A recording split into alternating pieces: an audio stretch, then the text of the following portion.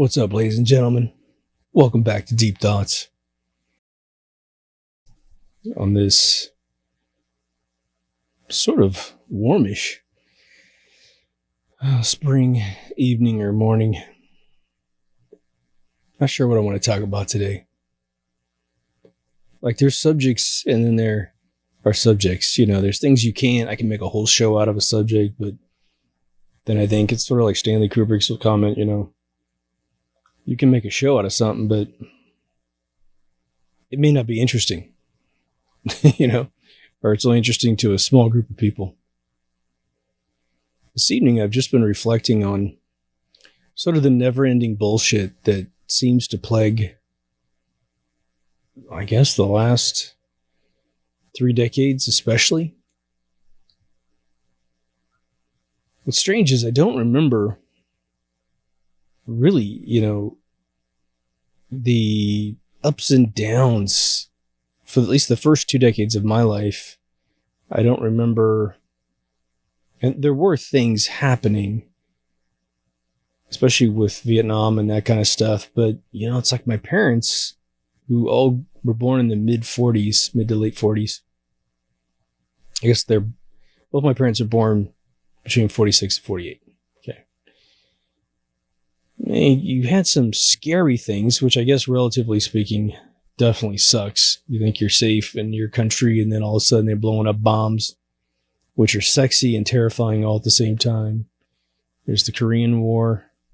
No sooner did we get out of that, the 60s was all about just murders. Oh my God. Killing presidents' brothers, black leaders, tons of other people that we'll never know their names because they were cleaned out to keep it a secret. This war is raging, a bunch of protests. But here's the thing. I think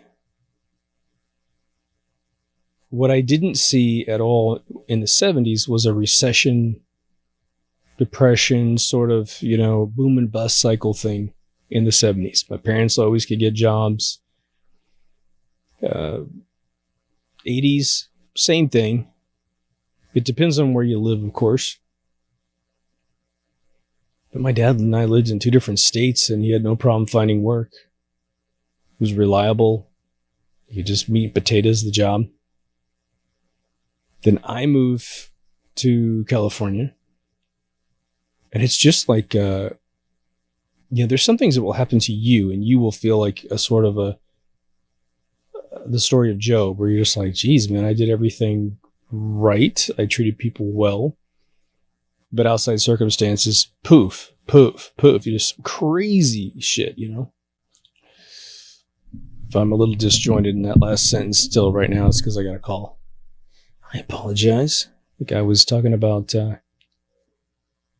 other than wars, it's interesting. They used to use wars, which is supposed to be like a really good cash cow for the country, right? War economy is a good economy. I don't even know if that's true. For the entire country, I'm sure it makes the Carlyle Group rich as fuck. But I guess the sentiment I have is that it's sort of one of these things of, I failed to say it well, and then I saw someone who wrote it online in a particular way, and there's old adages and stuff that say this, but it's better to die for freedom than to live in a perpetual world of tyranny. And it's just, the herd mentality seems like it's, for the first time in history, it seems like it's mostly about freedom now.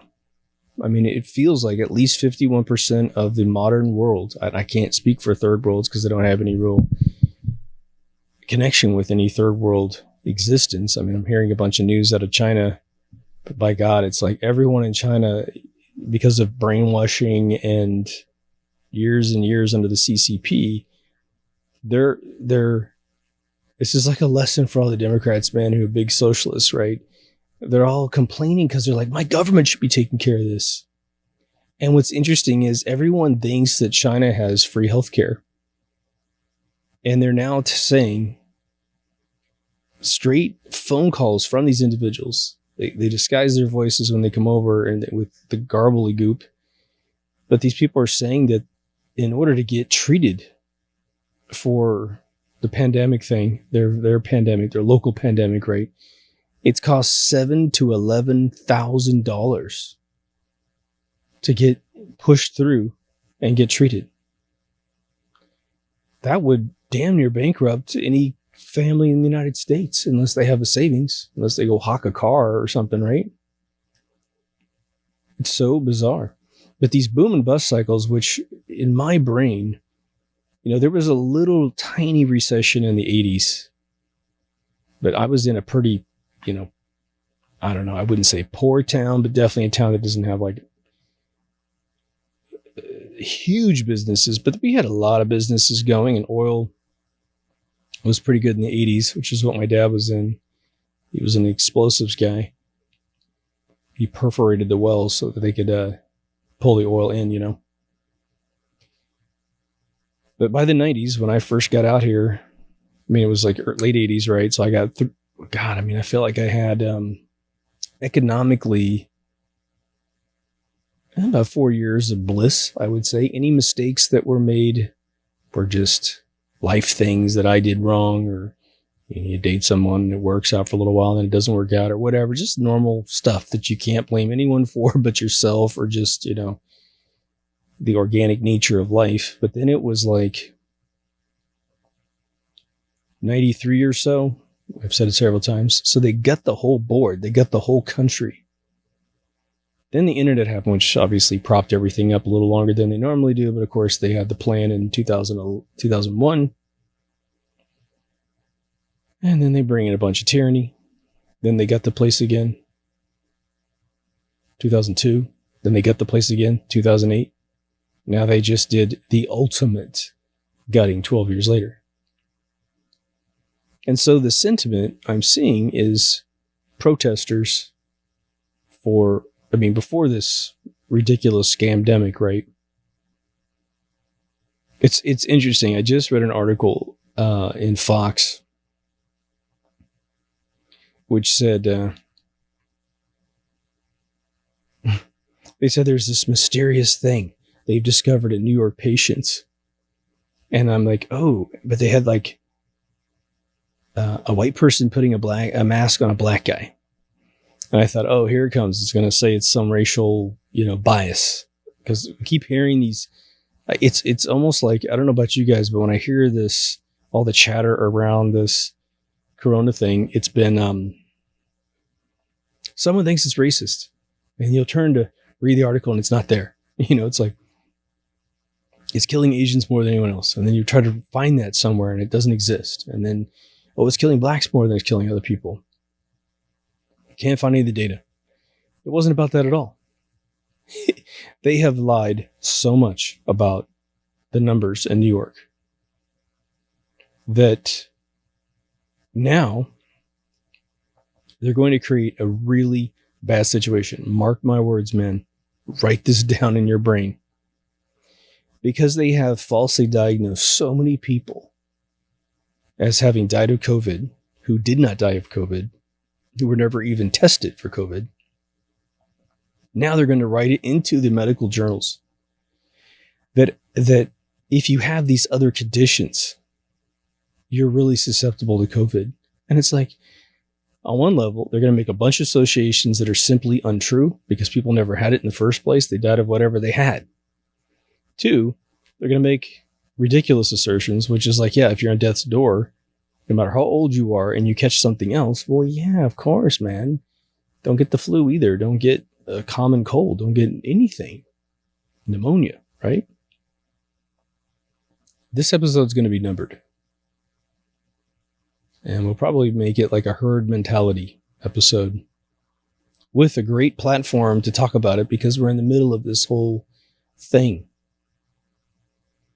And there's this video supposedly was a hot mic at the White House where two guys for a brief second were on camera. One guy had a mask, one guy didn't have a mask. The guy said, you can take your mask off. There was a bunch of it seems like a scam. I don't know. because the guy said, you can take your mask off. It's okay now. And he says, oh, really? And then he says this thing. He goes, well, you know how they say that there's only like 7,000 cases in California? And the guy goes, yeah, I think I got this right. I mean, if you got it different, please educate me. I'm not going to invest any more time in the video, but because I've seen it like 4 or 5 times. And they just said, yeah, they think it was actually more like 250,000 or some like gigantic number, and that everybody had it and everyone's okay now. Like there's immunity now. But then this other guy, and it's completely off camera. Within a split second, no one's on camera anymore. So it's like anyone could narrate this thing. Just get voices that sound like the guys look in the video and you're good. One dude's got a mask on. Kind of doesn't sound like he has a mask when he talks. Just another indicator this could be a scam. But he's like, oh yeah, it's a hoax. Whole thing's a hoax. And one guy goes, oh, I don't think it's a hoax. Okay. Have you ever had a situation where, I know you have, let me give you a ridiculous analogy and then we can apply it to today. Think back to a time when you had a valuable object in your hand. Could be a glass, literally a drinking glass. Could be some porcelain thing, some glass thing, some vase, something. Could have been your cell phone and you're at a pool party. And you're grabbing it and you slip. And now that object's in mid-flight. And you're like, oh shit. And you're trying to grab the thing. But because you're fight or flighting, you're not doing a good job. And your hand's not working right. And you just happen to bump it again and it flies again. Now, sometimes you see these videos where guys, slip and something's popping around and they finally catch it, but you don't catch it. And in slow motion, you just watch it crash on the ground. Maybe you were a kid when this happened, you got in trouble. It's sort of like that scene in Risky Business with the egg. All kinds of movies like this. But as you see it hit the ground, there's a beautiful metaphor there for freedom. Because what is true about that moment when you're breaking something? It will never, ever exist again. That thing is gone forever. Whether it be the crack down the center of the egg or something that truly just shatters into a million pieces. That memory's gone forever. I mean, sorry, the memory's there. That's all you got left. But what you have is ashes of this thing. While it's still in flight, you have a chance to catch it, to save it, to put it back in a safe place, to protect it, build a bulletproof thing around it, create rules for who can get near it because it is fragile. You can put lasers in the room and motion detectors and all this crazy stuff, right? Well, that's how we need to protect freedom. Because right now, we have a Fabergé egg called freedom. America has one that looks one way. Every country in Europe, if there still are any countries in Europe, has their own. And then England has its own. Everyone, Canada, Australia, New Zealand, everyone has their own little egg. Hopefully it's the way you like it.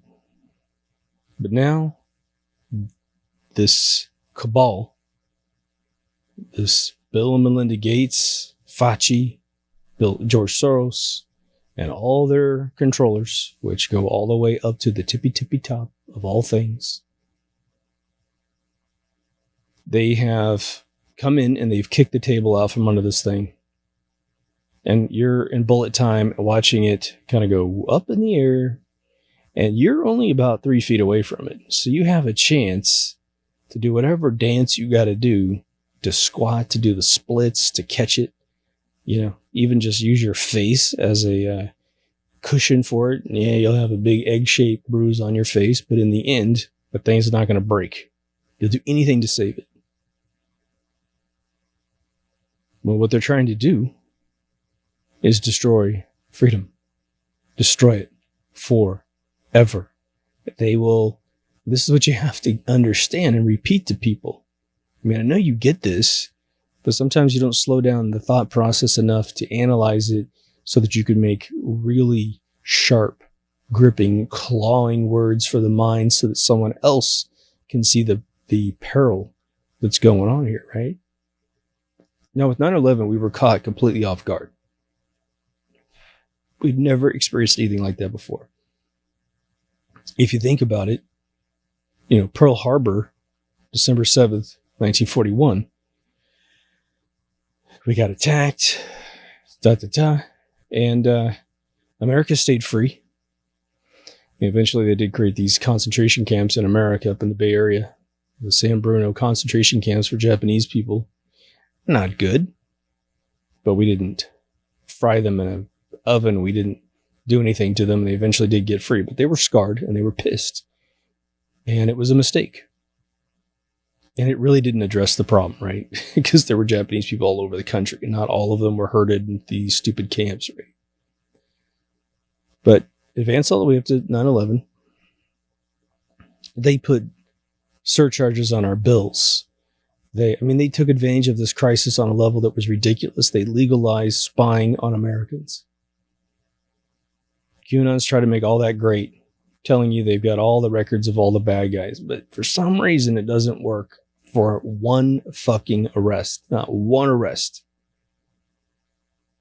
It's just nuts. Now we have TSA scanners. Now it's just a bunch of this, bunch of that. Never was the same. But compared to today, again, 9/11 is just a blip. 9/11 is nothing. Because of hype and our association with the World Health Organization, there is no other place to blame but the World Health Organization for this entire fucking mess. One, they cowered down to China. Two, they deemed it a pandemic before it was one. They had all of this arranged so that the CDC itself dumbed down what it took to tell you that someone died of COVID when they're not dying of COVID. If you suspect they died of COVID, well, they died of COVID. If you didn't do your work and figure out what was really wrong with the patient, then it's COVID. I mean, literally, you find a bum in an alley, it's COVID. Again, they've said suicides are COVID. They've said that murders are COVID.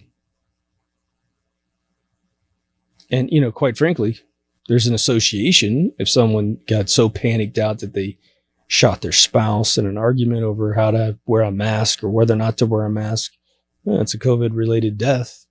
It is caused by this pandemic of propaganda. There's a virus out there. People probably have been dying of coronavirus every single year that we have been on this planet once that virus became active in our genome. Okay.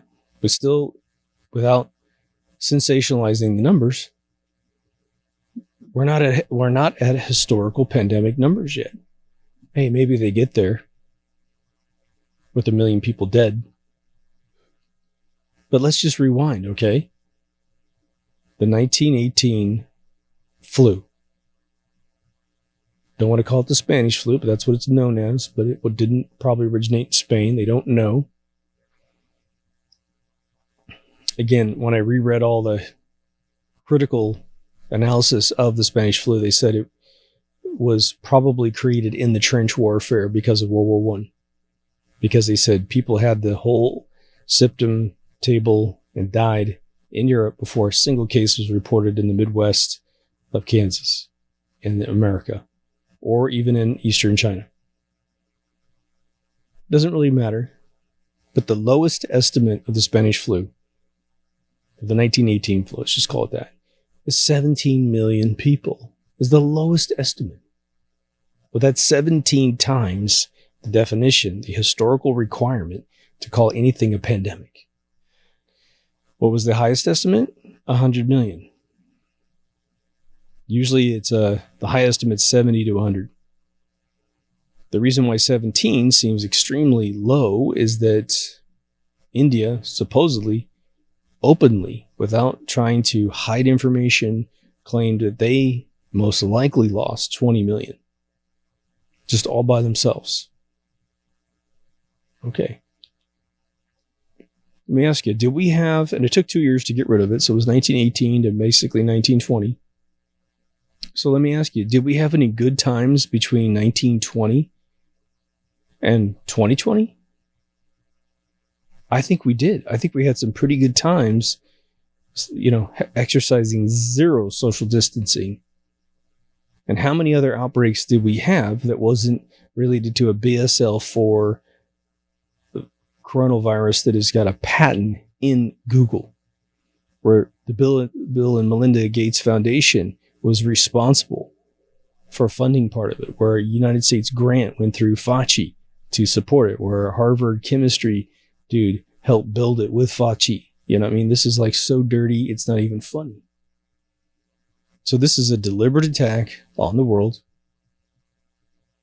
Hey, you can, if you want to blame a lot of these deaths that we have on this, then you should be more furious than anything. But you should also be more convinced that there's no need to take away the freedoms of us as a result of a cabal of what probably amounts to about 50 people in the world funding this thing and working on it and releasing it either through incompetency or intentionally.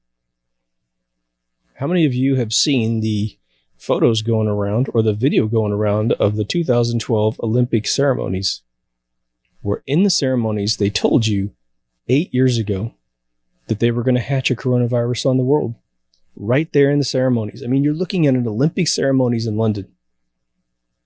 I showed it to a friend of mine who's a gigantic sports fan. He has every single statistic in his brain memorized that could be memorized for all decades, all years, all sports, man. And I showed him the pictures, and he goes, yeah, I remember this. This is the ceremonies. It's either the closing or the opening ceremonies. And he goes, what the fuck? I said, yeah, you watched it. I wouldn't watch that crap if you paid me. They should pay me a lot. But it has a stage that's the shape of a coronavirus. It's all blue. It's like cobalt blue, amazing blue, right?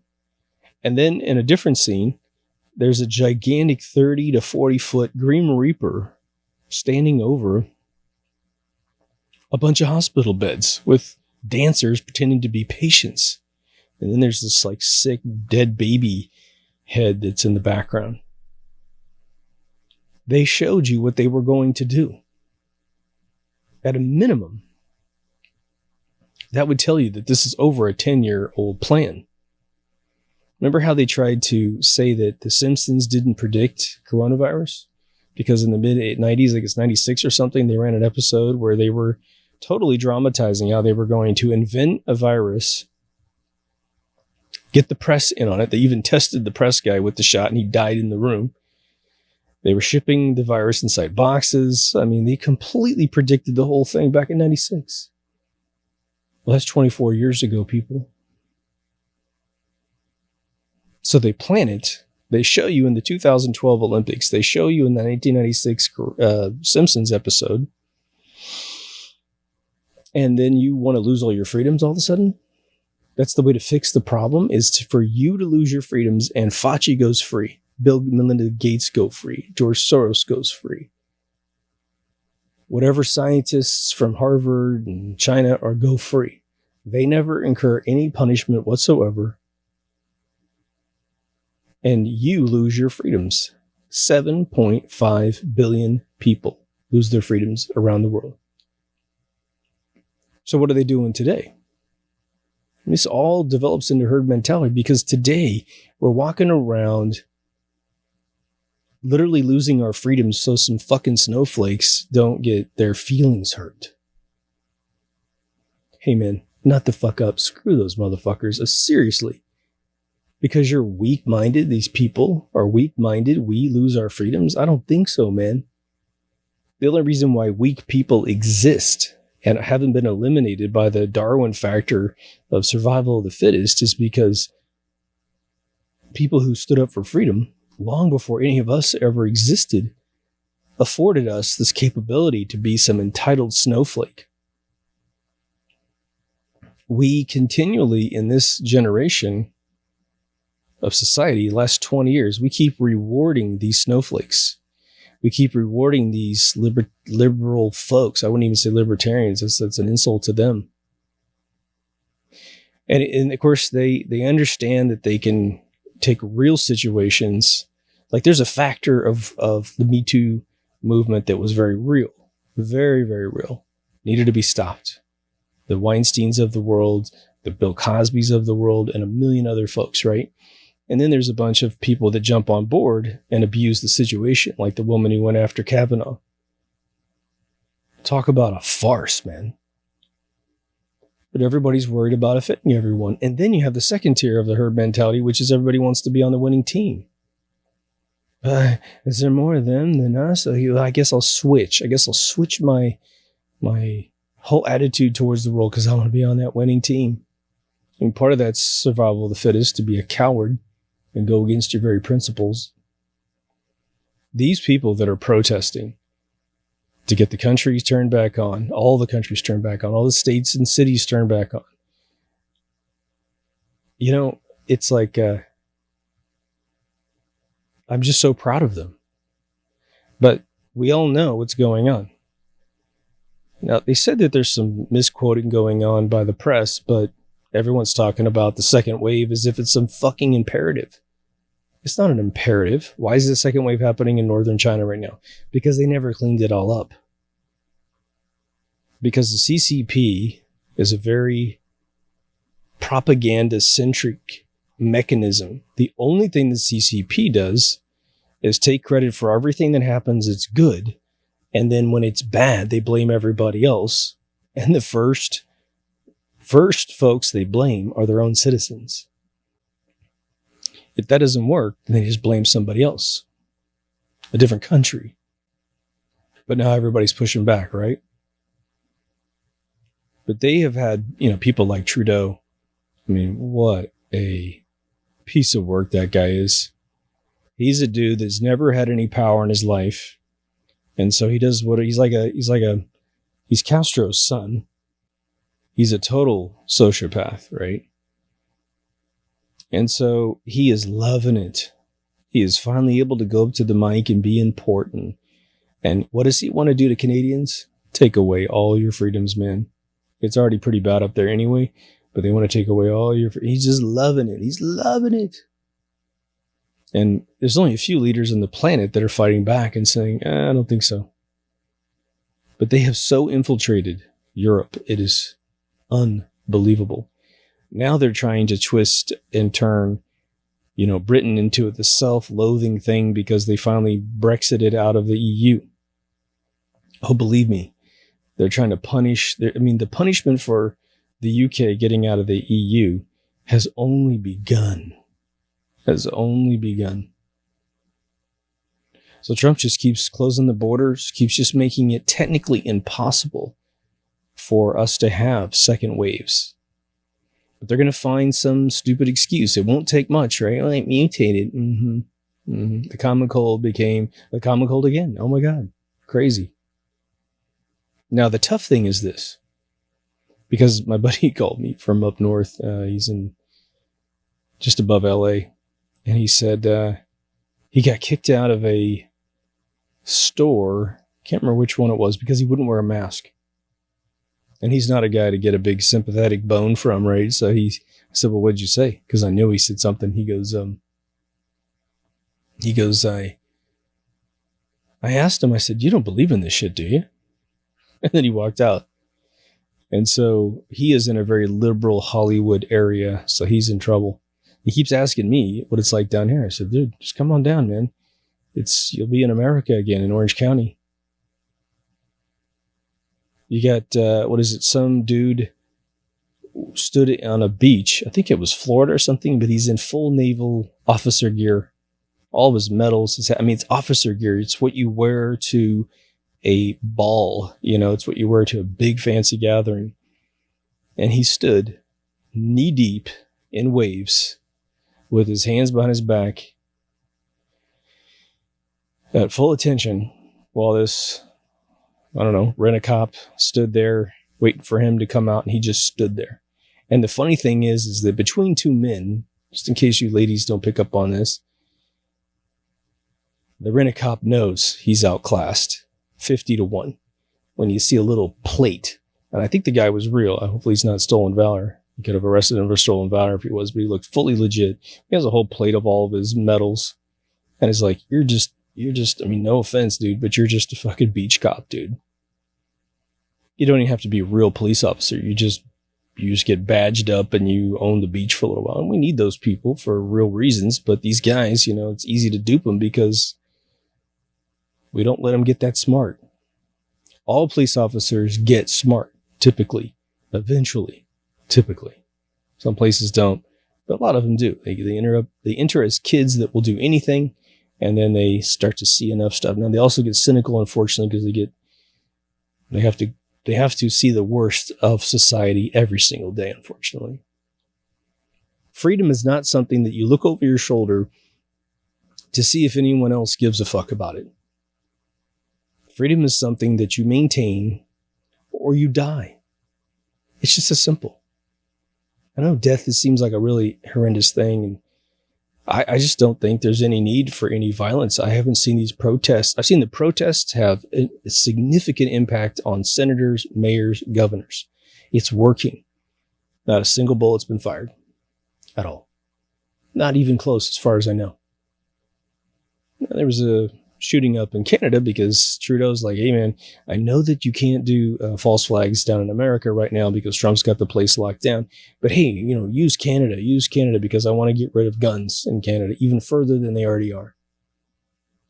Now, honestly, I don't know of a lot of violence that happens in Canada anyway. Seem to be pretty chill people. We get most of our top comedians from Canada.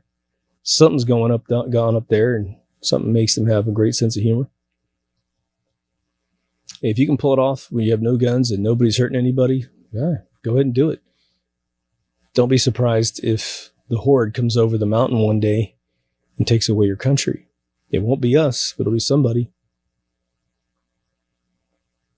I mean, my God, just think about this. In history, there have been villages with basically no weapons, no armor, besides a backhoe and maybe a sword or something, or a spear or something here and there.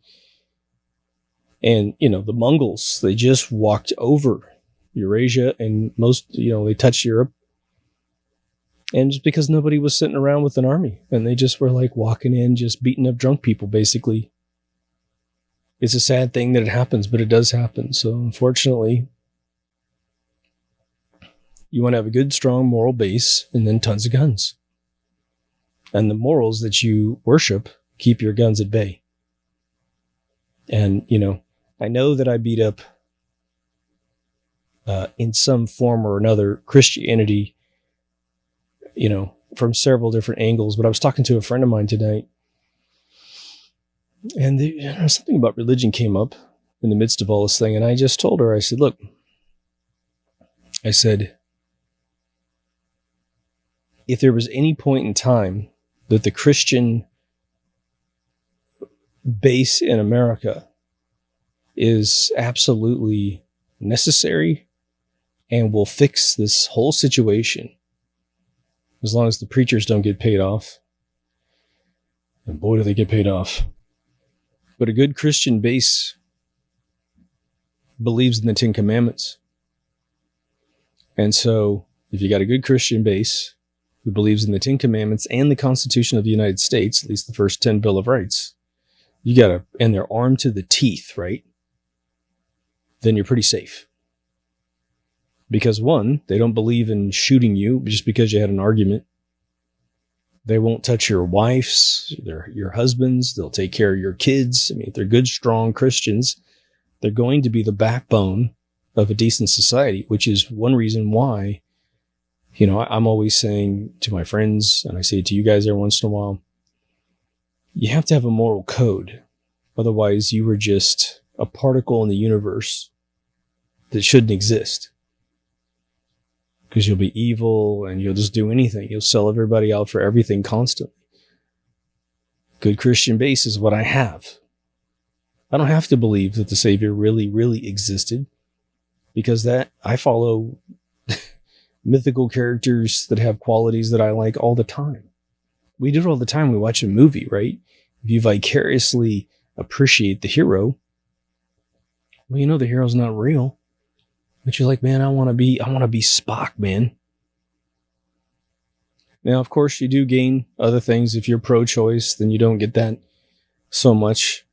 So it's one of those things. It's kind of like you got to pick your battles. You have to pick sort of the yin and the yang. I mean, imagine if somebody said to even a pro-choice person, you can either have pro-choice and tyranny. In fact, we'll decide whether or not you have any pro-life in your entire gene pool, right? You can get pregnant, we'll just take your kid away from you like China used to do, supposedly. I mean, their population got really big with this supposed population control mechanism over there. Again, most of my friends said it was all a lie. Oh, the CCP lying? Go figure. But they say to you, you can have pro-life and tyranny pro-choice and tyranny or pro-life and freedom. That's your choice. Meaning you can pick your job, pick your education, pick where you live. You decide whether or not you're going to buy a big house, small house, big car, a little car, have this 90-inch television, sit at home, watch, TV all day long. You have that choice. That's your freedom option. But you have to take the moral base of the people that will fight to the death so that you can have that privilege. Or Planned Parenthood becomes the overwhelming eugenics group that helps you never get pregnant, takes your kids away from you, and sells their body parts off to the elite of the world so they can stay a little bit thinner, a little bit, keep their hair color and skin texture. So there's pros and there's cons of herd mentality. If you herd for freedom, I'm going to say that's a decent thing to witness. If you want to herd for tyranny, well, I think you've just elected yourself off the planet. That gene, that weak-minded gene, which is induced now, I think, by vaccinations, right? It just makes you weak. And so they can do it to you. Don't eat meat. It'll do it to you. It'd be nice if the world didn't have these people in there. But we know now in 2020 that not only do these people exist, but they are everywhere. We now know how many Mockingbird Press people exist, at least in the light. It used to be to catch a roach, you'd have to turn the lights off and they crawl out on the floor, and then you turn the lights on and they fly away. They run away. Nowadays, no big deal, man. They're all over the walls in the middle of the day. They're in the White House asking ridiculous, stupid questions. I think I said it before, but here we are in the middle of, if you believe the bullshit, right? We've got all these fucking people dying. Everybody's sick. We're trying to focus. We're trying to distribute information to make people, to give people tools to detect symptoms and get themselves taken care of. Let's just say you believe everything. And, some people are definitely dying of this stuff, but, and you got people sitting in there asking the president, blame game questions and just stupid made up sensationalistic crap. Was it 17,000 people died and 65 million people were infected before Obama responded to H1N1? Before he responded at all. We had not a single death before Trump locked up the borders, and he's a bad guy? Which side are you on, man? It's a good time to pick which side you're on. Anyone trying to take away your freedoms and saying this line of horse shit, we're never going back to normal. I don't know, if you can kick them in the balls and get away with it without getting charged, do it with verbs and nouns and adjectives to make sure that they realize it's like that's in your fucking fantasy in your brain, you weak-minded motherfucker, or you shill. Because we're not going down that way. We're not going to let you take away another huge bash because, again, if you thought 9/11 was bad, I don't even know what the exponential number is. Is it times 10? Is it times 100? Is it times 1,000,000 of what they're going to try to do? Anderson Cooper was interviewing the mayor of Las Vegas, this woman. I don't know her name. I didn't pay attention. But of course, he's trying to bait her into agreeing through peer pressure, because that's all Anderson understands. They're trying to bait her into agreeing to opening up restaurants where everyone's 6 feet away from each other. And she just laughed at him. She said, you know, that's your diagram, but this is Las Vegas, Nevada. And if you know anything about Las Vegas, it is one of the roughest, toughest cities that succeeded in becoming a city. For those of you who don't know American history, Dodge City, Kansas, which is out west of Kansas, was one of the bloodbaths of the 1800s. I mean, the amount of people that got killed there, it was just a rough, tough joint. It was sort of a proxy point between the Salina, Kansas, McCoy cattle, which is where they started branding cattle. That's where you get the real McCoy from. And Oklahoma and Texas eventually caught up with that and overtook them with more cattle, but they would take all the cattle to Colorado, just where the prices were really high to sell the cattle to be eaten, right? Well, Dodge City was this place that they would stop when they're on that track towards Colorado. Tombstone, Arizona. That's the OK Corral. Some pretty credible stuff happened there. There's a few cities. There's Deadwood, South Dakota. Rough, tough joint. None of those places are big cities. But Las Vegas was just rough and tough, man. And it's a huge city, and it made it. And so this lady's laughing in his face, and then he goes, oh my God, that's like so ignorant of you. It's like, oh, really? Mr. Mockingbird press guy. Anderson Cooper is a Vanderbilt. His mother is a Satanist. His brother, she's a part of a Satanist cult that believed that you should have 2 kids and sacrifice one. And right after his 21st birthday, Anderson Cooper's brother mysteriously dies.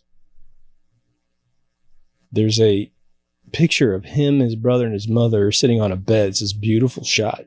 But above her is the Black Madonna with this Jesus' head cut off. I mean, like total Satanists, right? And the previous pope before this current one, they shared an amulet that they used to wear. Of course, that's the guy who used to have the devil on his lapel too. And he wore, they all wear the red shoes, which is symbolistic of human flesh, right? Just like Tony Podesta. So let's create the 2 herds that are active right now. And let's make sure that our friends understand what they're getting involved in, especially the super weak-minded ones that don't think things through, because they keep their head in the sand the entire time, right? You got global warming as a part of that group as well, which is a part of Agenda 21, tyranny, right? This whole thing is Agenda 21. The whole thing. Excuse for depopulation so that the world doesn't rebel while it's being killed off. On the globalist side, herd, which is where climate change is and all this other bullshit. It's where the pandemic originates from. They fund it. They patent it. The patent in Google, which I believe you will never, ever be in power in that herd, because there's a pyramid in that herd over there. They're at the tippy top and you're down below. And they eat your kids so that they can stay young. They promote what you think is pro-choice, but it's their business plan to get your kids so they can literally ingest their body parts, okay? Their blood. It's crazy, but it's true. On the other herd, where you have your moral code, perhaps a lot of Christians in this one too, okay, over here, we don't have a pyramid. We have a flat org chart. All humans are made equal. All humans have inalienable rights as protected by a government type called a republic. And that is what America was founded on. That's why Trump always says it's a republic. Republic isn't up for debate. Your constitutional rights are not up for debate. These cops running around arresting people and giving people tickets for being outside are all in violation of the constitutional rights of those citizens. And every single one of them can be sued both through their precinct, but they can be sued on a civil court level. Now, they may try to pass some legislation to get all these cops out of losing their pensions and liquefying all their assets to fight in court. But as long as people can talk about the damages, psychological damage, job damage, every senator, every single person that said you can't open your business is liable for that business's damages.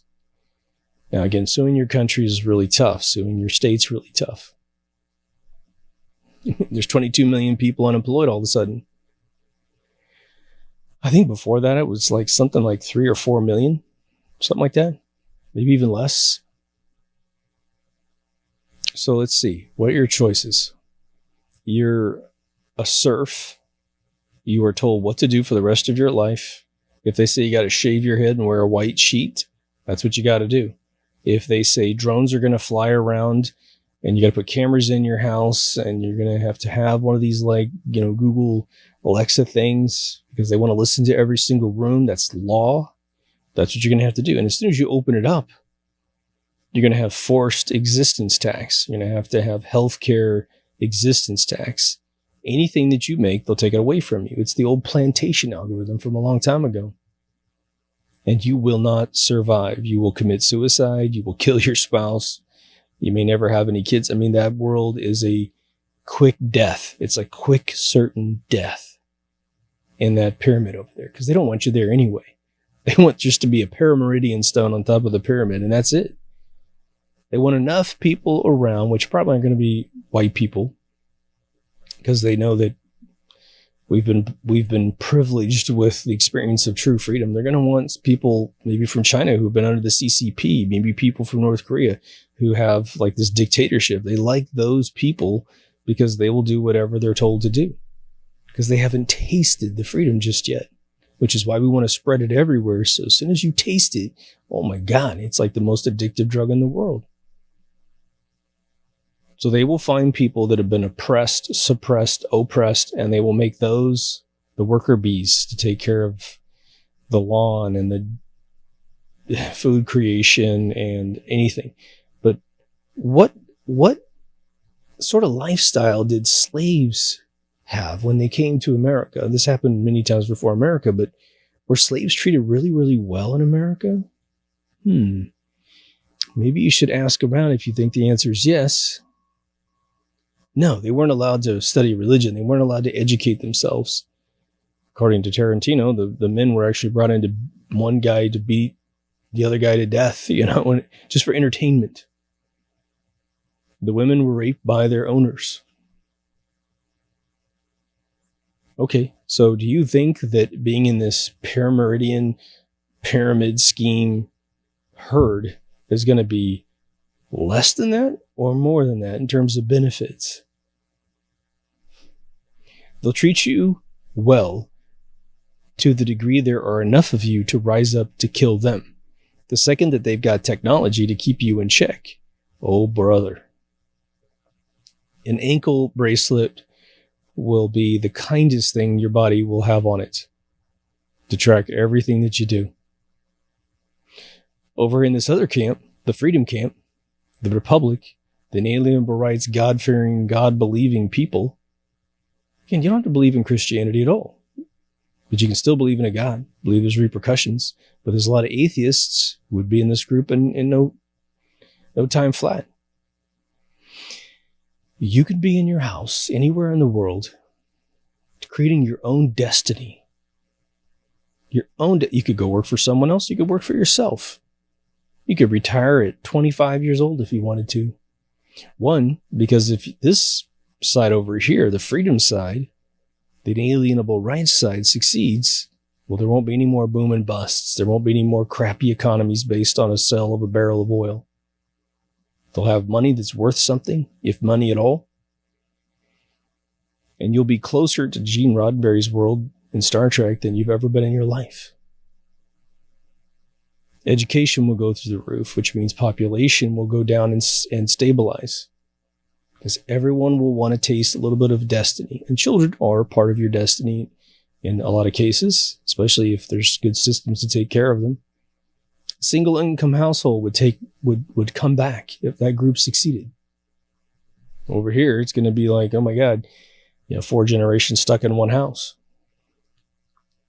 I watched a really disturbing video yesterday, which was I think a lot of you know that in Hong Kong, especially, there are landlords that rent apartments with cages in them. They're like big dog cages. And there's people living in there. There's usually single males. They live in these cages. I've seen many documentaries on these, but I've never seen anyone actually talk to the people. And, to be honest, what was it? It was one of the Transformers movies. Michael Bay had the robots climbing on some buildings, I think in Hong Kong. And he revealed them for 1 second. In one shot, you saw the people living in cages. But they interviewed these guys, which, you can't really tell how old anyone is, especially when they're malnutritioned. These guys were skinny as bean poles. Like full, I think, 5'8" to 6 foot kind of guys. But they were probably between upper 50s to maybe mid 60s. And they interviewed him and asked him, why do you live in these cages? What happened? It's almost like one step up from homelessness, And they were like, they walked into a room and the dudes were like, hey, don't film us in here. Don't film us in here. And the whole thing was they didn't want to get in trouble with the landlord, but 2, it was considered extremely embarrassing that they actually lived like that. And they weren't even in their cages at the time. They were sitting in the middle of the room that looked completely normal, just like they had cages, maybe like they had animals, but there's no animals. They interviewed 2 different guys. And this is just to illustrate the point of like dictatorships and the way that one lives. And most of you probably heard the rumors of North Korea, which is like a completely bizarre upgrade from CCP in terms of tyranny.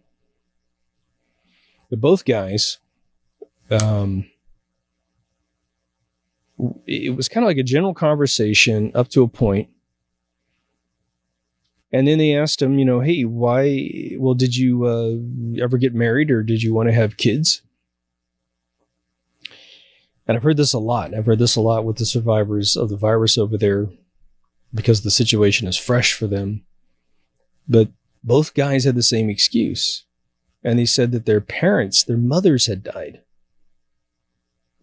And it was sort of an endearing, heartbreaking thing that in that culture, the families work together to help raise, and everyone does this to the extent you can.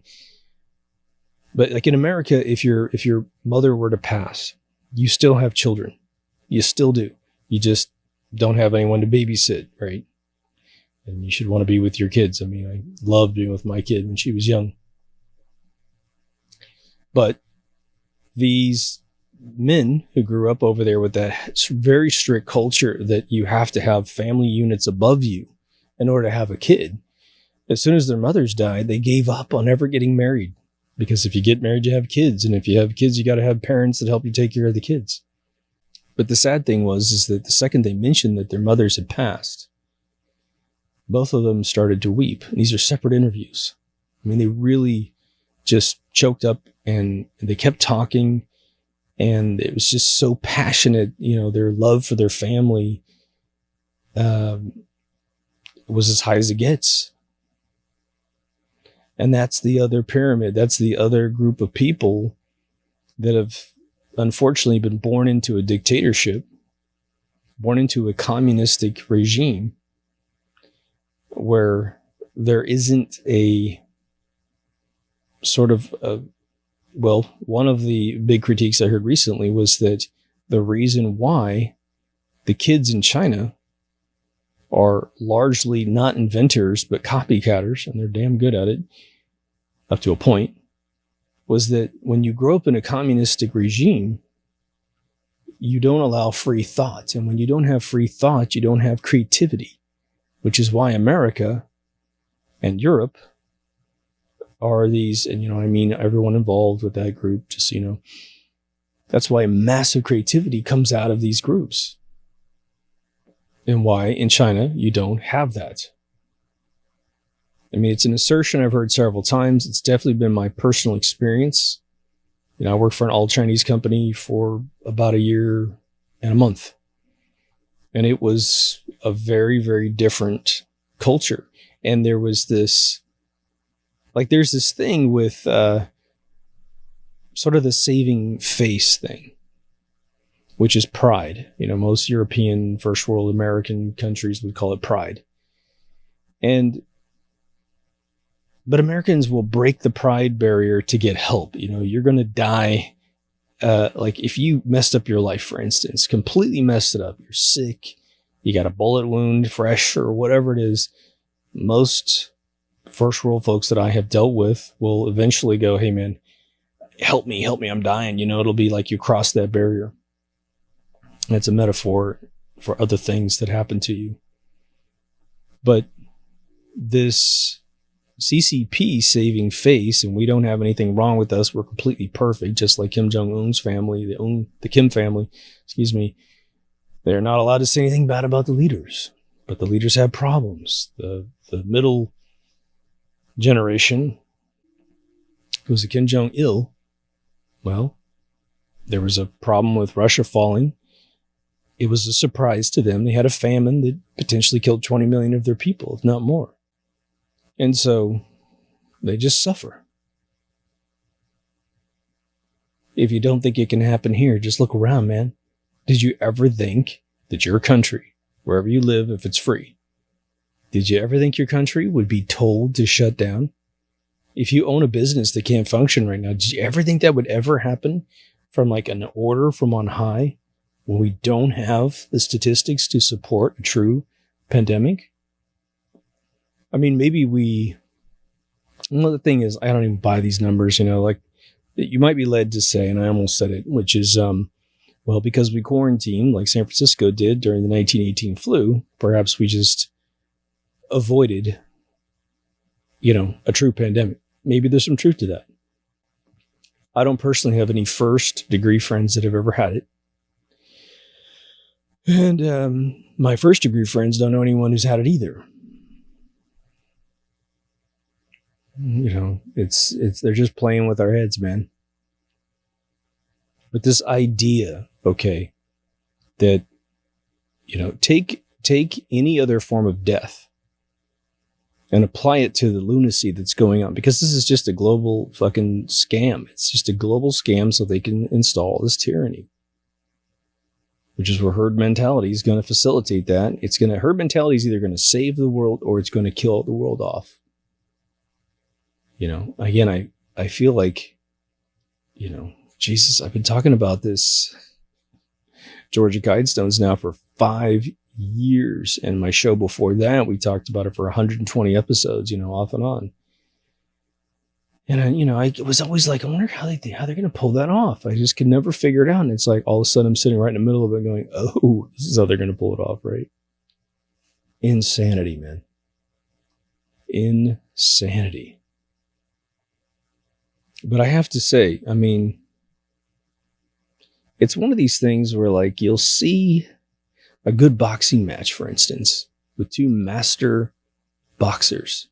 And it's not Don King creating some fake fight, where it's like some poor drunk from some bar fighting Mike Tyson, it lasts 39 seconds. Although I have to give it up to that Irish dude who did fight him for 39 seconds. Getting in the ring with Mike Tyson is sort of a life and death situation for you. The balls, I have to give the guy an award just for having the guts to go in there.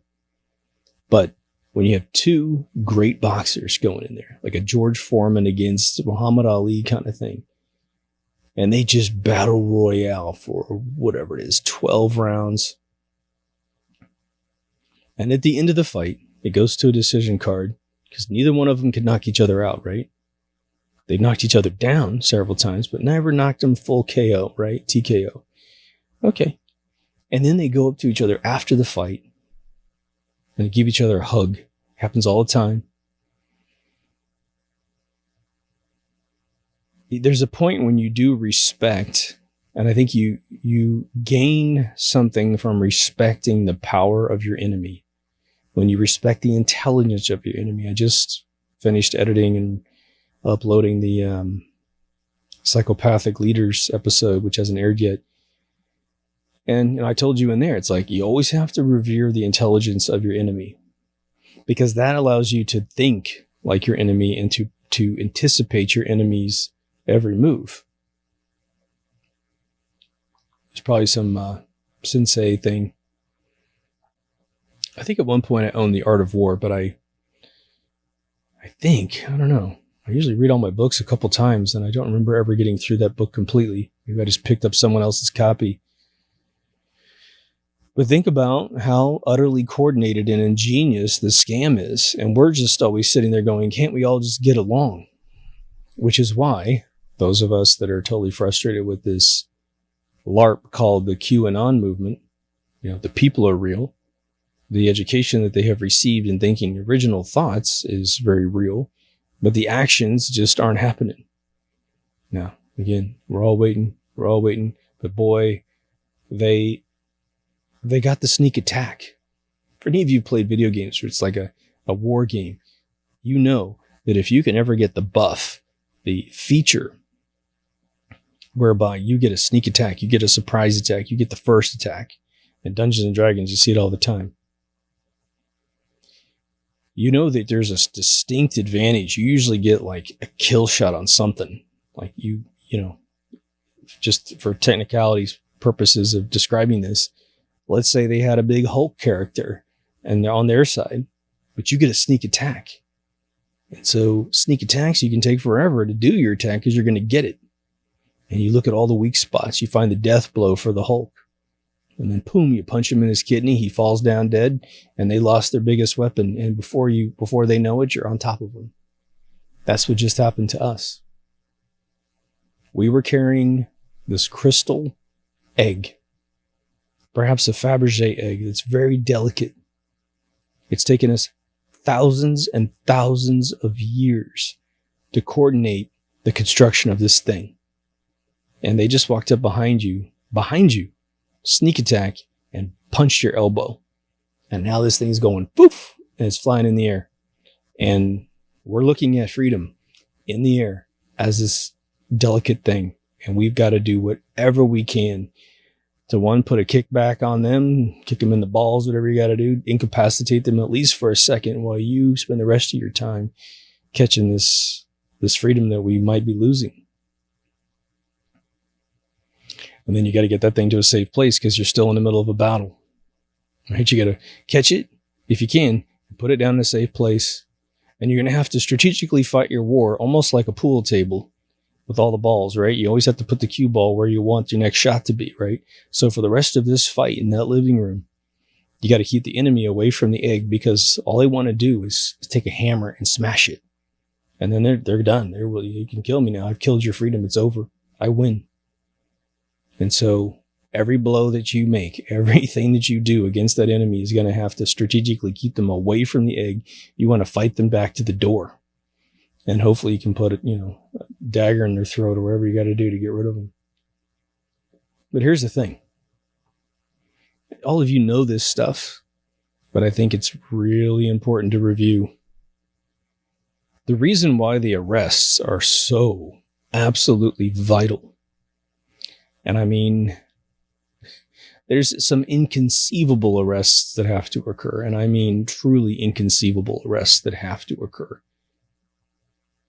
Because if you leave a little bit of that stuff behind, it grows.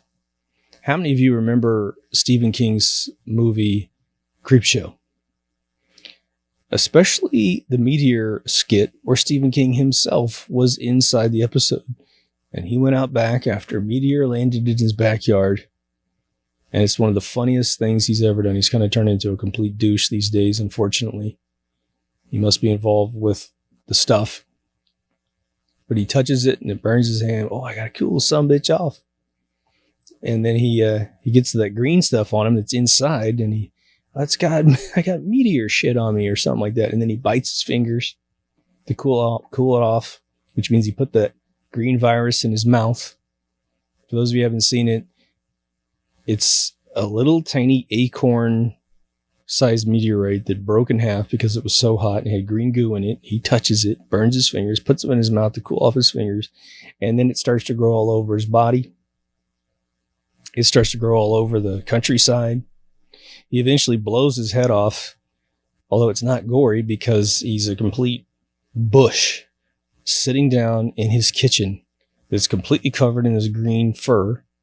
And he basically pops the top. It looks like he just clipped the top of the bush off, and he dies. And then they pull the camera out, and you see the whole neighborhood of this countryside, looks like Kansas, all covered with this green fur, and it's going to take over the whole world. Just this little tiny acorn, it's going to destroy the world. Well, that meteorite is any one of these people that are supposedly indicted, supposedly going to get arrested. And so, to combine the two analogies for the purpose of this discussion, the meteorite's already landed thousands of years ago. The fur has already grown out of the thing several times. We have burned it back to its core, but no one has had the guts or maybe perhaps the capability of getting rid of the acorn itself. And so it just keeps growing back and keeps growing back, and we keep fighting it down. So right now, it looks like someone from China got a bunch of that shit and just put it on all their people, and then they went all over the world and spread it. But that may not even be true. Because this Fauci guy was involved with this other stuff, right? I mean, it was all instigated here in the States, or it was maybe instigated here and then taken to Wuhan's BSL-4. And then, this was planned, man. This was not a mishap. This was not an accidental wet market thing. I don't even think wet markets had anything to do with it. I don't, personally. That's where I'm at today. And so we've got to burn it down to the core. And what's funny is one of my most liberal buddies in Hollywood, he's a very accomplished dude. He once told me at lunch, he said, because he was hearing me talk about these folks, and he knows that they're there. He knows that they're bad, but he's just sort of joined them in the sense that he doesn't try to waste any time in his life fighting them. And I get it. He's been doing pretty amazing projects with his life. But I forgot how exactly he said. He said it so eloquently. It was great. But he said to me over lunch, like 10 years ago, he said, if I could, sure, I'd put all these people on a spaceship and I'd send it to the sun. Just remove their DNA from the entire genome of humanity. But he said, I can't fight that war. I'm too old. And what was funny was I met him 13 years ago. Our first meeting was like 9 hours long. And literally the first time I ever really truly sat down with him, because he had a mutual friend of his that said we should get together. And he goes, you should create a show on the internet with all this stuff. Boy, did he have. He was, 8 years ahead of the curve. But he was right. And here we are. And he and I disagree about tons of shit, right? History has just had so much of this. So much of this. If you don't get rid of the systemic problem, it grows back. It's nature. It's that old, I'm going to tell this old story. Some of you have heard this story a million times. There's a couple different versions of the story. But it's the scorpion and the fox. And there's this raging river. And they both need to cross the river for some reason. Their food's on the other side is generally how it's told. It's supposed to be a Native American story. Was it Tuvok? No, sorry. Chakotay. Excuse me. Chakotay was telling Janeway in Star Trek Voyager this story, which is where I heard it the first time. And he tells the story, and he says, the scorpion goes up to the fox and says, are you going to cross the river? And he says, yeah. And he goes, well, can I ride on your back? And he says, no. He says, why? He goes, because you'll sting me and you'll kill me. And I don't need that right now, right? And he goes, no, I won't sting you. And he goes, if I sting you, then you'll drown and I'm on your back and then I'll drown with you. So I'm not going to sting you. And he's like, oh, Jesus, man, this sounds like a really bad idea. And so he goes, okay, you promise, right? Yep, sure. So the scorpion gets on the fox's back and he starts swimming across the river. The goddamn scorpion strikes him. And in his last moments of breath, the fox turns around to the scorpion and says, why the hell did you sting me? You said you wouldn't do that. And the scorpion looks at him and says, I'm so sorry. It's my nature. And they both died. If you really think about that story, and I mean really meditate, if you can't get it, meditate on it. Sit in a room by yourself during this quarantine phase and think about this story. Evil people are evil. They don't know any better. Right? Do you think Abramovich is ever going to turn into a saint? Could she possibly, was she 76 now or 73 or something like that? She's 73. Of course, she looks like she's like maybe 48, maybe. She's getting a little thicker as she gets older, but still her skin's so smooth, isn't it? Wow, the adrenochrome queen looks great. Surprise, surprise. Do you think she's ever going to not be a scorpion? No. She's going to be a scorpion until the day she dies. Well, how many other names could we put on that list? Is Bill Gates ever going to be anything but a scorpion? George Soros? Kissinger? The list goes on and on and on and on. There's plenty of celebrities that we all love that are probably scorpions. Definitely a ton of musicians that are scorpions.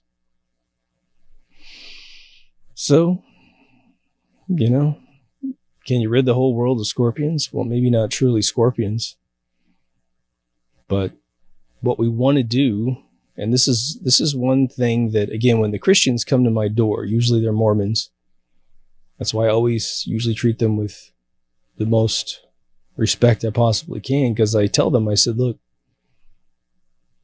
I have a slightly different way that I get to the top of the mountain, but I borrow as much as I possibly can from your teachings, both their book and the Bible itself.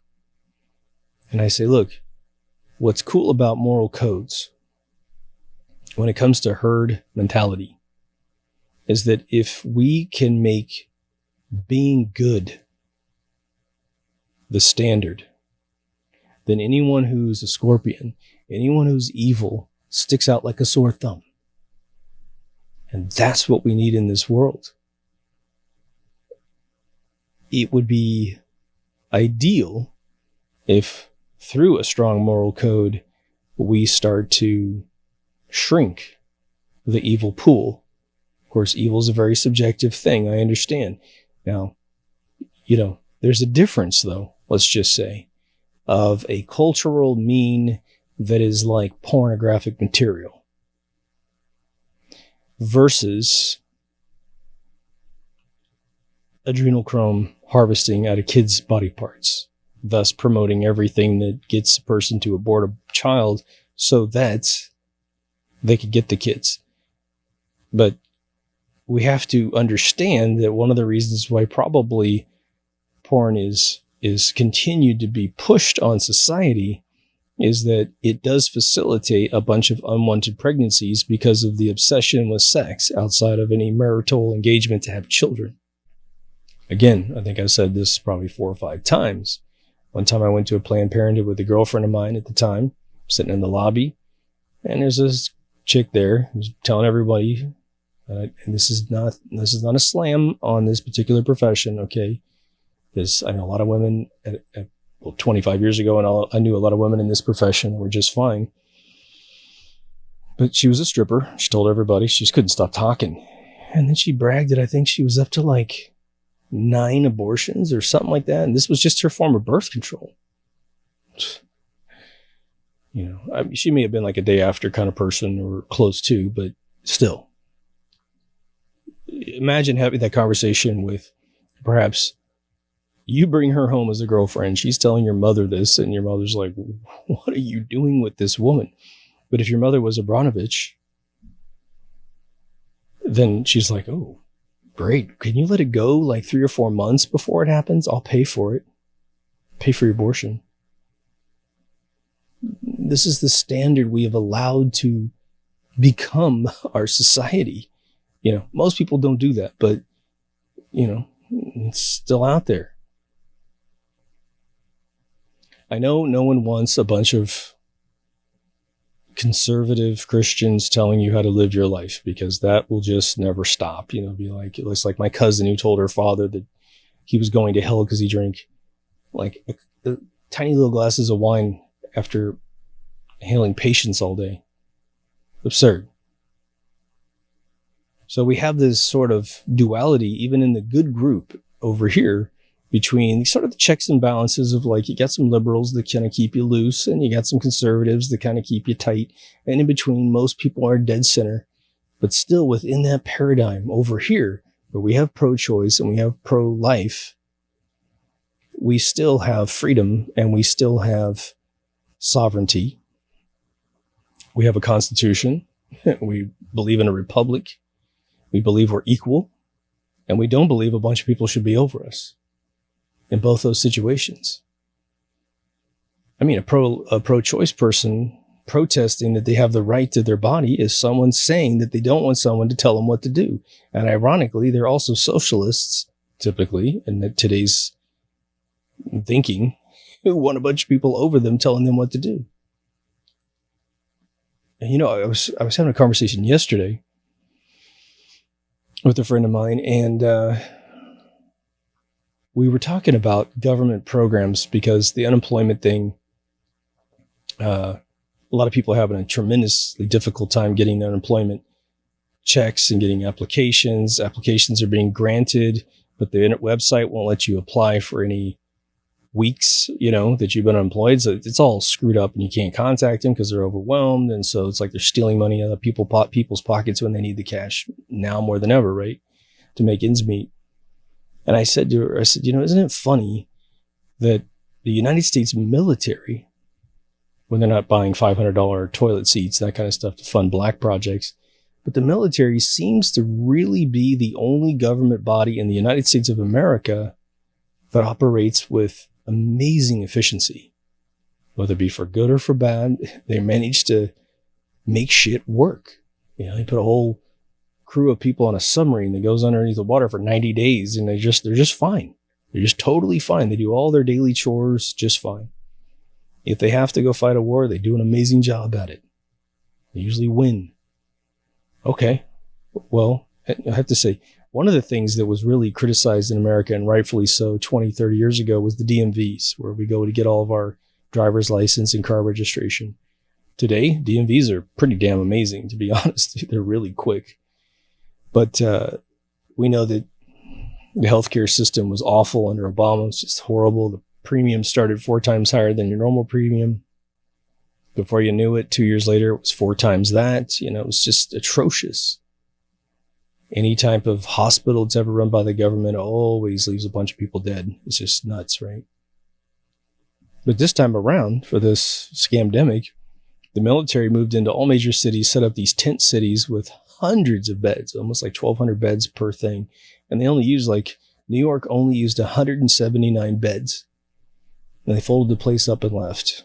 And I have to say, I'm not a fan of Governor Cuomo, but the dude finally threw some props to the administration and said the response was utterly phenomenal. I got the ventilators I finally wanted, even though I didn't need them. I got all the help I wanted, and now the numbers are going down. So that's good. Sounds like a good precursor to getting all of our freedoms back, But it's literally divided down the middle in America. I don't know about Europe, but where you have a liberal mayor, governor, senator, House representative, they're trying to keep the pandemic going. They're now passively threatening from every orifice they possibly can about this impending guaranteed second phase. Doctors are finally defecting around the world. They're throwing Fauci's record out for the public to see, to make sure everyone knows this guy was involved with the creation of this virus, and now he's at the White House. And someone asked me, why would Trump let Fauci be there? And that I don't even know how to say her, BRX, Burks girl, whatever she is. Why would he let these shills into the White House to talk to people through the podium? And it just occurred to me, like, right away, if you knew the guy was a bad dude and he's involved with this whole thing, well, wouldn't you want to keep him really close to you? Because how do you communicate with your deep state operatives? You got to send them text messages, make phone calls, send emails, work the computer. And if you have that guy in the White House every single day, he doesn't get to leave, except to go to bed maybe, then you get to monitor that guy like never before. He only gets a tiny little artery to send all of his communications, but you just put a little bit of a warrant, a little FISA warrant out on the guy because he's got this background that's bad, and you just listen to everything the guy's doing. You survey him. You put like a microphone, those boom microphones on his place. You just listen to the dude. You catch him red-handed and you stack it up on him. So when you got to get rid of the dude, it's just, Your Honor, I've got a semi truck out back. You could just read this one piece of paper and send the guy to jail. But if he wants a trial, the discovery phase will be daunting. I'm pretty sure he'll take a plea deal. So maybe that's it. Consequently, under the guise of herding, there's something called herd immunity, HERD immunity. And it has to do with the fact that the more we don't social distance, the more that we get together and expose each other to each other's germs and / viral particles or whatever, we get to manifest very potent antibodies that can beat every strand of this stuff that comes around much more efficiently than a weak strand that'll be grown in some sheep somewhere, where when they extract out the virus out of their blood supply and give it to you in some vaccination, it'll be some weak ass thing, or it'll give you the virus in the first place when you didn't have it. If this thing is so deadly, the interesting thing is how many of you know someone, or you've done it yourself, where you got a flu vaccination and immediately you got sick as a dog from the flu? Because today they give it to you live, baby. They give you real flu. It's sort of like having a chickenpox party, but it's called a vaccination. But you also get the mercury and the aluminum and whatever else they've hidden inside this thing. So herd immunity is real, and it's being advised by top virologists that have basically come out from under this propaganda and said, look, this is just insanity. What we are doing with social distancing is loading the gun with bullets to create the second wave. Distancing will be the reason why the second wave happens if it happens. But it'll be interesting. The people that have protested, gone out, got herd immunity and get a lot of sunlight on their face. They're eating well, taking their vitamins. They're easing off sugar. They're easing off on alcohol. They'll be strong as an ox. Here comes this wave, and they'll be the people that naturally survive, regardless of what age they are, provided they're not in a pre-existing situation where their life is being threatened by another condition. What is interesting is a buddy of mine called me up like 2 weeks ago, and he said that he was in a major health situation earlier this year, like damn near a life and death situation. But he had to go in. He had a big breathing issue, and he had fluid in his lungs, and he had to like literally poke a hole in him and get the fluid out of his lungs. And he called me today, and he said, you know what? He goes, I'm starting to think I had this thing, because he said all the symptoms I've heard about coronavirus, and this is in January, man, it seems like it's exactly like what I just went through. And so, they may have tried to drop it in Hollywood. So part of this comes out of a conversation I had through Patreon with one of our Patreon supporters, and she was very insightful. And she said, I noticed that in your coronavirus response video, towards the end, you got kind of, weird. You kind of got, she thought I sounded down, and she said, I definitely sensed this huge mood shift towards the end. And it was definitely something I decided to do consciously on the spot. But it was one of these things where I'm tired of tiptoeing around all of these fucking weak people.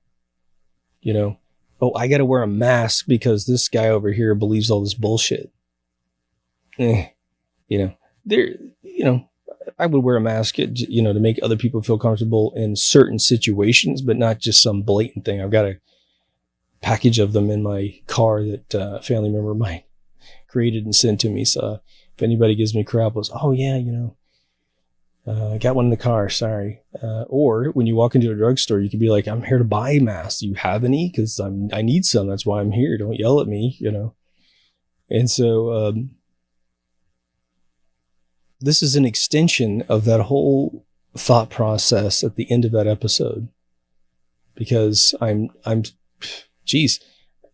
not anything special right now. In fact, there was this massive protest, okay, in Huntington Beach. It is still being used. The photographs from that event are being used in Russian news. It went international, this little protest they had downtown. Because Orange County is very, very, very patriotic county. And we have everything in this county. We have every race in ample supply. We have every orientation in ample supply. Everybody gets along. We have totally religious people. We have completely non-religious people. Everyone's getting along. And so this is a very magical place to be. I mean, I think I lucked out because being in downtown LA would have been atrocious, man. I mean, you have to wear a mask or they give you a grand fine, you know. One of my buddies lives north, the guy I was talking about. He's having issues because he moved to this kind of remote, nice area next to a lake, but he's living with a bunch of ex-Hollywood people who are like on a boat, okay, on a boat in the middle of the lake, just two people, husband and wife, or partners or whatever, and they're wearing masks. And he's like, what the fuck is the point? You're in the middle of a boat, man. What do you think is going to happen to you? You know? So anyway, the Huntington Beach thing happened. I was obviously free that day, but had no idea that was happening down there. Would have been great to go down and witness that with my own two eyes. I don't know how you even get notified that that's happening, you know. Apparently I don't belong to the right Facebook group or whatever. But what's great is some of the most influential, brilliant people, at least in America, are up on all their social media. They have hundreds of thousands of followers and they're fighting. They're fighting the data.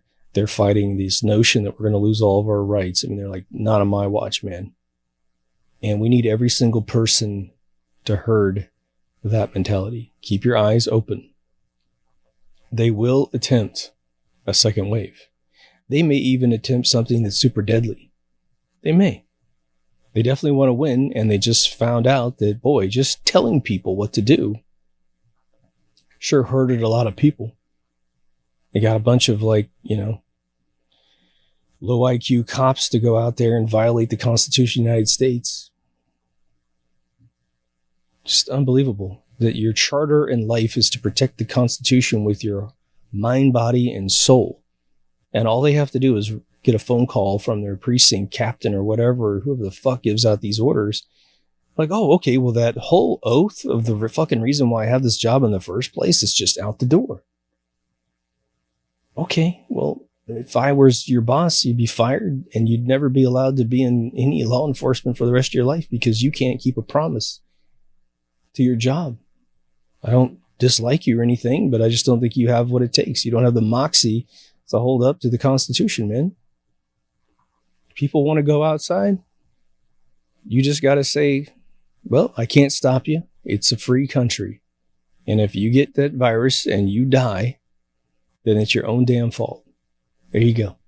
The risk is yours. And why is that? Because that cop isn't any higher up in the world, especially of God and the universe, than you. It's not the case. Now, again, we have laws that we have all agreed on, that we have ratified with 2/3 majority. It's called the Constitution. So don't give me this crap that all of a sudden we're going to go to a lawless world if we allow that behavior to to manifest. These people aren't breaking any laws. Quite the opposite. They are enjoying their laws. They are following their laws. But the good news is that everything's opening back up again. But these people are in these governors and whatever mayors and stuff are trying to. Their hubris is off the chain, man. Their power hungry minds are off the chain. Then they use this liberal excuse that they're saving your life by engaging tyranny on top of you, by taking away all of your freedoms, right? Seriously, man. And I made a criticism of the fact that the TSA became a permanent fixture in the airports. Now, here's the thing. I should have clarified. It was my fault. To the person who sort of clarified the position on YouTube, I appreciate your comment. We have always had security at airports, folks. Always. The one thing that had nothing to do with security that I actually loved after 9/11 is that there used to be like the situation where a college kid would, be flying to a university out of state. And I'm just going to pick on my own kind. These hillbilly families with like 42 fucking family members would follow the kid all the way to the gate and take up all the seating for one fucking kid, just so they could say goodbye the second they go through the door jam down the, the hallway to the plane.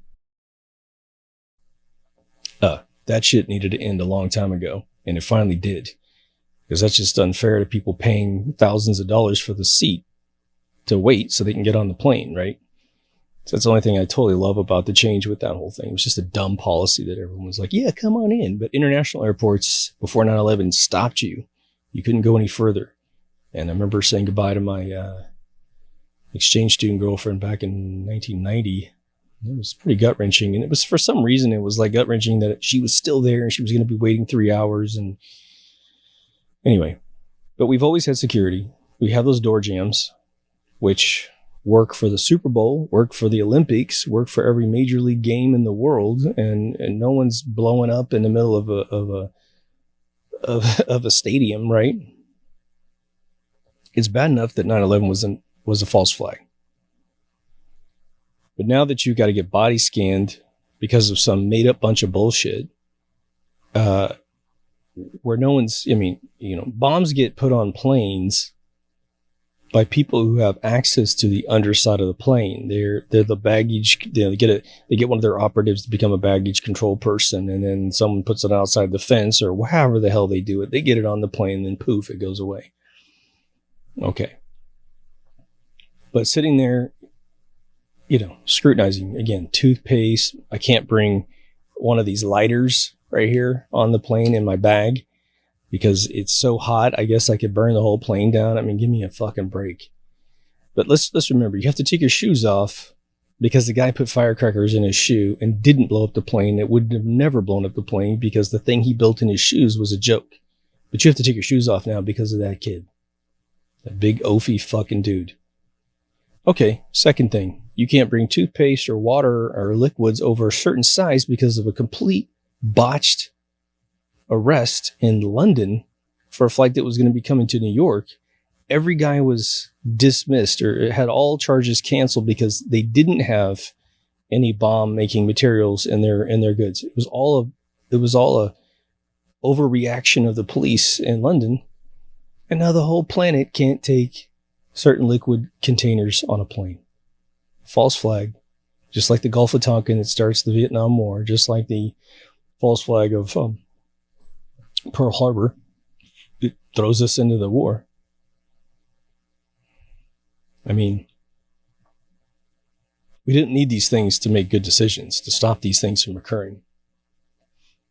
Now when you go to Disneyland, I don't know how many people have been in the last 5 years. I don't even know if that place will ever open back up again. How do you have social distancing on a fucking amusement park ride? You sit, it's the whole thing of sitting in sardine cans and going around a ride. Well, when you go in today, they check everything out. You go through a metal detector. You do it exactly like the old school airports, and it works. But they are going through everybody's bags. It takes forever. They're not smart enough to make bag people go in a bag line. Everybody's just carrying their keys in their wallet, going through their cell phone, going through some faster line. Freedoms are up for sale, man. So, I'd be interested in your observations. We really, really, really need to communicate right now.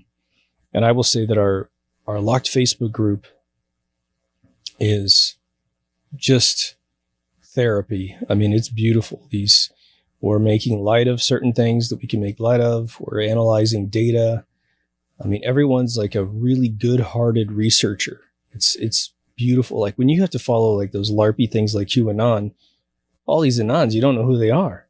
They could be other shilly operatives and all this other crap, right? It's not like we couldn't have a shill, but what ends up happening in our locked Facebook group is the people end up friending each other and having personal conversations, and they realize this guy really went down the rabbit hole over here. So he will come in and post a bunch of stuff, investigating, deciphering things, giving us more links. They're their own Anons, right? And then this woman over here, she goes down a separate rabbit hole, and everyone's got their eyes open. And what's nice about it is I'm the luckiest guy in the world because I get to be at the center of all of you communicating. Plus, all the YouTube comments, which the only unfortunate thing about the YouTube comments, let's put it this way. If you put a lot of effort into YouTube comments, and a lot of you do, and I can't thank you enough, you really got to get over and just create a little account. If you do create a fresh account, like you created it the day you join the Facebook group because you don't like Facebook. I totally get that. Totally respect that. Do let us know, because I say there's a little question when you join. It says, say something human. If you can, if you've got a really fresh profile, definitely write something in there saying, look, I just created this account just so I could be a part of this group. That way we know your Facebook feed has nothing on it because there's a lot of fake accounts being put up there. Truthfully, if you have nothing on your Facebook account, including a profile pic, just find some stupid thing that you like, your favorite movie character, whatever, put it as your profile so you don't have a dead profile image because that makes you suspect right away. But once you're in, you're in. Once you have conversations, it's great. Which brings me to the close, which would be deepthoughtsradio.com is where you can find all these links. I'm going to give you a long bumper today because I want to describe a few things for you.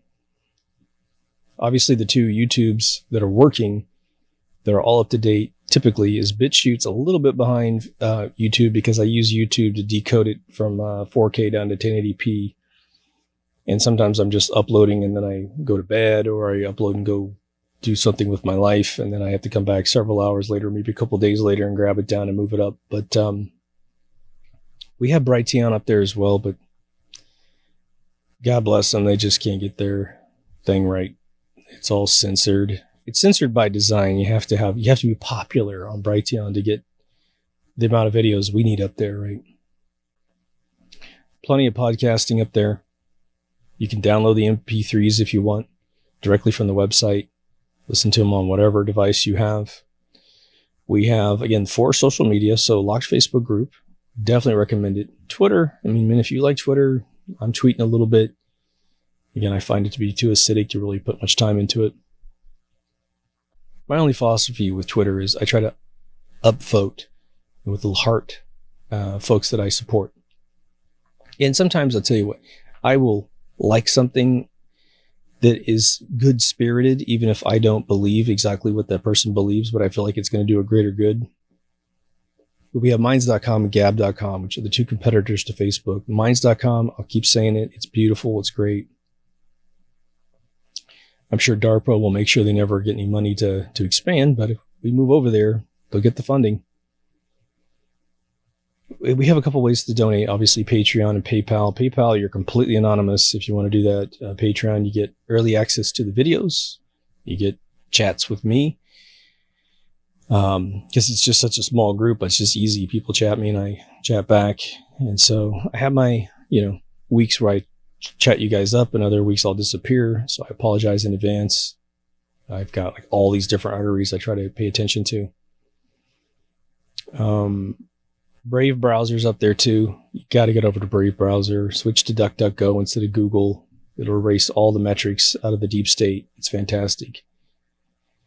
DuckDuckGo keeps no logs on what you do, so it doesn't remember anything you've ever done ever, which is great. The times are tough, so I understand. If you don't have any cash, don't even sweat it. We have a store, a couple t-shirts, you can get one design and a bunch of different things, and one just a t-shirt. It's going to disappear right after the season's finished. We have all new remastered season 1, so it's episode 1 through 100 plus 4 special reports, I believe. Not all 100 episodes are there, but it's only like missing 2 or 3. And that's about it. So let me know what you think about all this. But in the meantime, take care of yourself and somebody else, and I'll see you in the next Deep Thoughts. Over now.